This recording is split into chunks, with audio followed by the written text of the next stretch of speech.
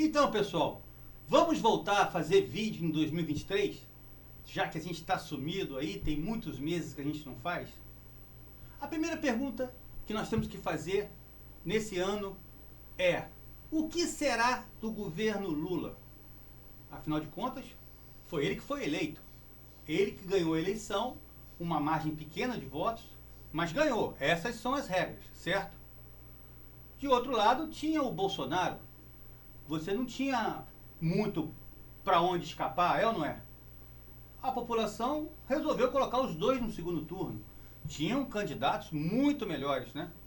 Você imagina o Brasil se tivesse tido continuidade no governo Temer, ou se tivesse sido eleito um Henrique Meirelles, um Luiz Felipe Dávila? Como estaria o Brasil 6 anos depois? Pensa bem nisso, cara. Sem polarização, sem guerra direita e esquerda, sem essa preocupação do Estado intervir na vida do cidadão. Imagina o Brasil governado hoje, depois de 6 anos do impeachment da Dilma, com a economia aberta, com a iniciativa privada trabalhando, com incentivo, com ambiente bom de negócio, com uma reforma tributária, uma reforma administrativa. Você imagina hoje como o Brasil estaria? Com uma inflação de 2%, com a dívida pública caindo para 50%, um crescimento econômico de 5%, desemprego a 3,6%. Você imagina se o Brasil estivesse aberto para o mundo, sem as confusões de instituições, briga de poderes? Mas infelizmente, cara, o Brasil é isso. É essa tragédia política. Quem destrói o Brasil são os políticos. São os partidos políticos. São os nossos governantes. Esses que destroem o país. Mas vamos voltar para o nosso tema. O que será do governo Lula? Número 1. Ele fala muito em união e construção. E reconstrução. Contra o fascismo e o genocídio do governo Bolsonaro, certo? Mas o que você tem visto todos os dias é justamente a alimentação dessa polarização.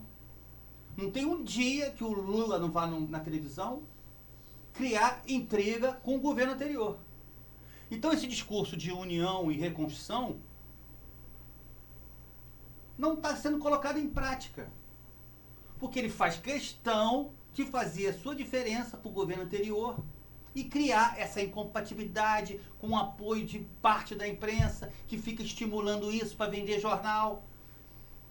Então, primeira coisa, não há união e reconstrução nenhuma. Para se pacificar o país, tem que se esquecer o governo anterior, tá? Número 2, suspensão das privatizações. É o que ele tem anunciado, suspender as privatizações. As privatizações, durante os anos, têm servido de foco de corrupção, distribuição de cargos, de domínio de partidos políticos que estão disputando diretorias.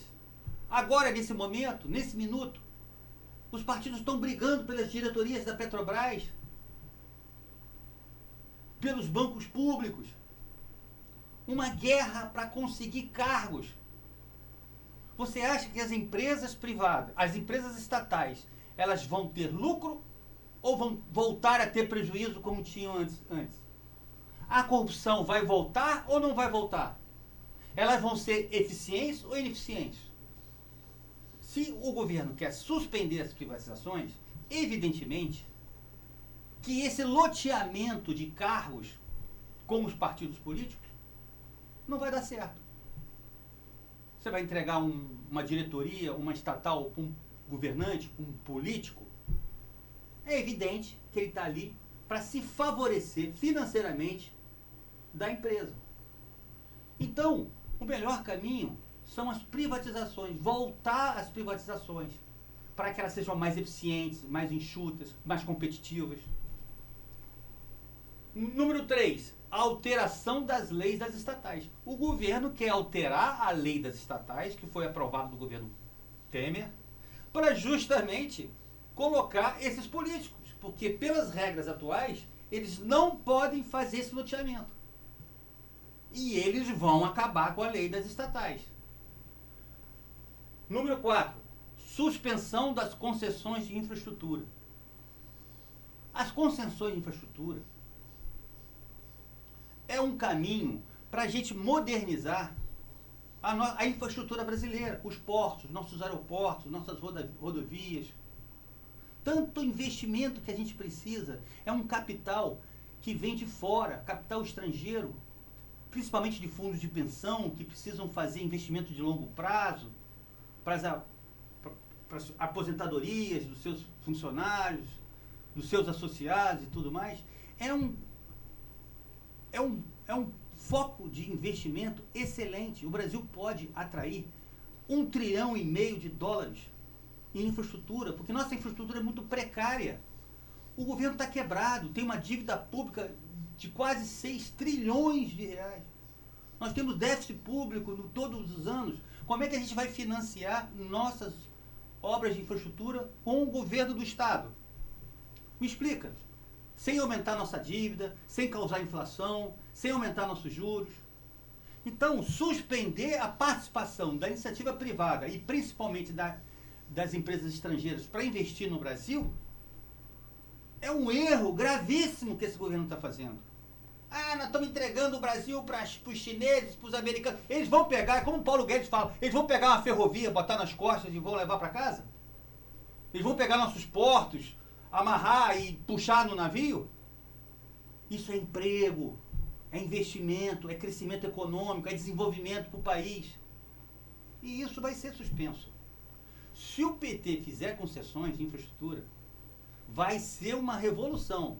E eu estou torcendo muito que eles tenham evoluído mentalmente, tá? Revisão da reforma da Previdência. Será se é isso mesmo, gente? Será se os caras querem fazer uma revisão da reforma da Previdência? Eu vou até pular esse item, gente, porque eu não quero nem acreditar numa coisa dessa.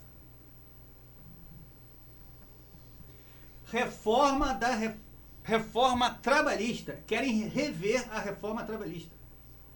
Então, está arriscado de voltar à contribuição sindical, hein? Então, essa é uma dos nossos dilemas, né? Onde a esquerda ganha muito voto, que é dar os direitos do trabalhador. Os famosos direitos do trabalhador. Os trabalhadores brasileiros têm todos os direitos aqui. Tem 13º, tem férias, tem 1/3 de férias, tem multa do FGTS, tem uma série de vantagens, de benefícios os trabalhadores. E por acaso tem melhorado a vida deles?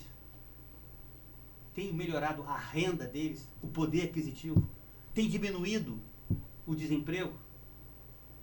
Por que lá nos Estados Unidos nós não temos praticamente nenhum direitos trabalhistas e o mundo inteiro, pobre, tenta entrar nos Estados Unidos para trabalhar lá? Sei lá, se você não tem direito, você não tem 13º, não tem férias, não tem nada, não tem FGTS. Por que as pessoas vão para lá? Porque justamente você criando um ambiente de negócios favorável para que empresas contratem funcionários, não dificultem a vida dos empresários, por justamente tomar essa iniciativa, que tem emprego para todo mundo.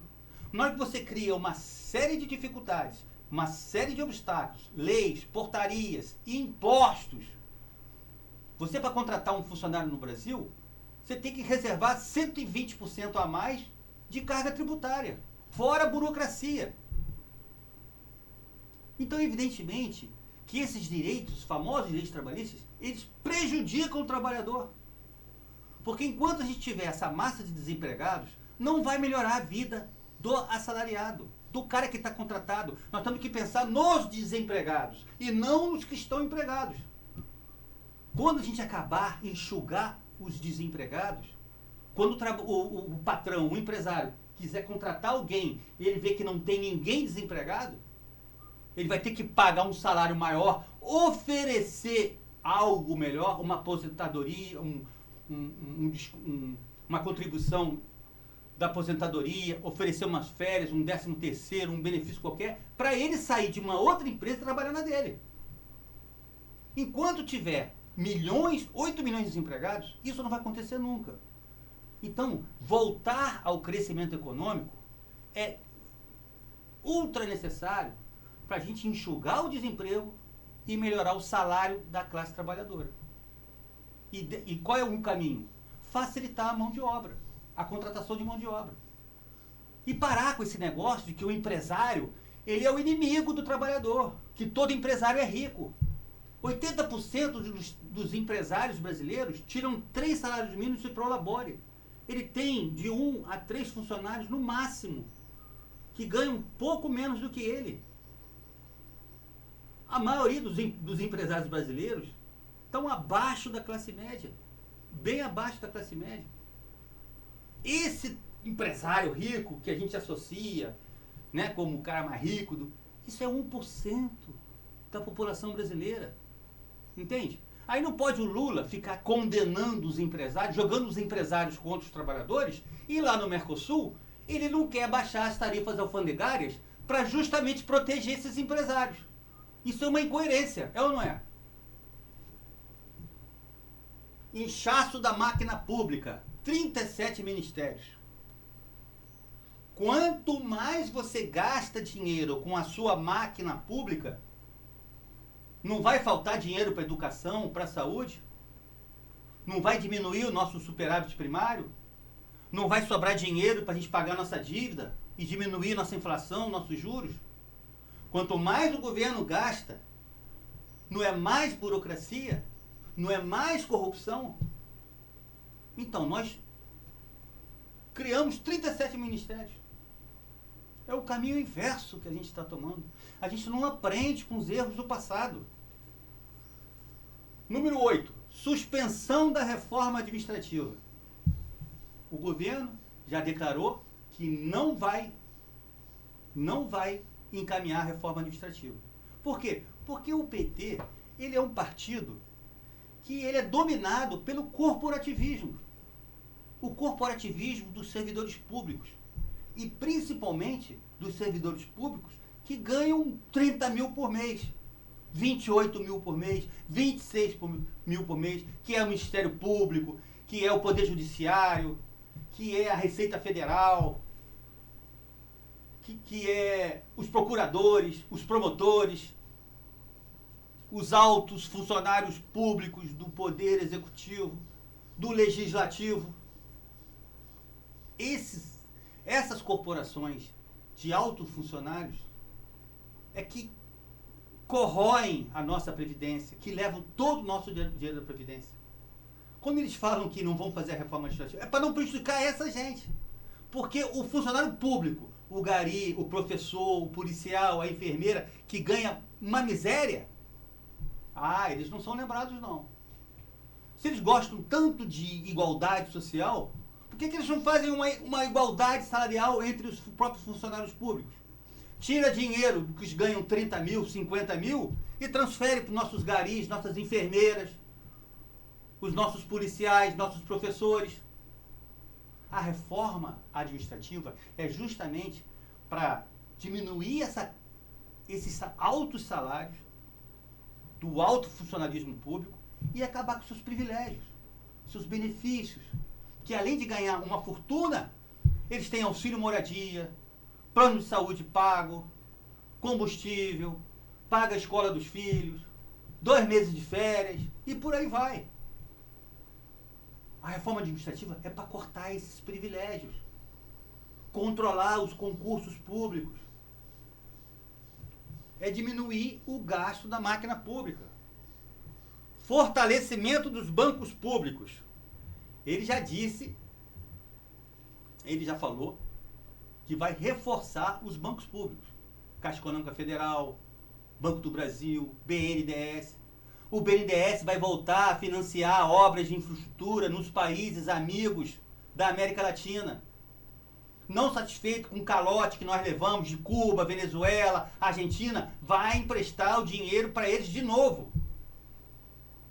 Com aquelas garantias absurdas. Cuba deu garantia em pagar em charuto. não deu charutos e não pagou o empréstimo. Vai emprestar de novo. Não é possível isso, gente. Vai emprestar dinheiro de volta para os campeões nacionais? Gastamos bilhões dos nossos impostos para financiar aqueles grandes empresários que financiaram as campanhas do PT. O seu Joel Batista, aquele da JBS, sei lá o nome dele, Joesley Batista. O que ele pegou em dinheiro e fez o que com dinheiro? Ele investiu nos frigoríficos dele? Ampliou os frigoríficos para contratar gente? Não, ele comprou os concorrentes. Eliminou a concorrência com o nosso dinheiro. Nós vamos voltar a financiar os campeões nacionais. Vamos voltar a financiar obras de infraestrutura em outros países, com a nossa infraestrutura em frangalhos, que prejudica nosso custo Brasil. Nós precisamos investir em infraestrutura no Brasil para diminuir nosso custo Brasil, para a gente poder exportar com preços mais acessíveis. Agora não, nós vamos investir na Venezuela. A gente construiu o metrô em Caracas e não construiu em Belo Horizonte. É isso, tá certo isso. E por último, restabelecimento de relações institucionais com ditaduras e parcerias com governos de esquerda. Nós vamos voltar a fazer acordos com a Venezuela, por exemplo. Um governo sanguinário, corrupto, ditatorial, acabou com o poder judiciário, acabou com o poder legislativo. Os manifestantes que iam para a rua foram todos presos, mortos, igual em Cuba. Quando o cubano vai para a rua fazer manifestação, a polícia chega e baixa o porrete, bota tudo na cadeia. Nós vamos voltar a fazer negócio com essa gente, cara. É inacreditável. Então, olha só, para não ser tão pessimista nesses próximos 4 anos, vamos rezar para que a China resolva seus problemas de Covid e volte a comprar como comprou no primeiro mandato do governo Lula, onde praticamente a China sustentou o Brasil. Comprou soja, cana-de-açúcar, minério, carne, petróleo.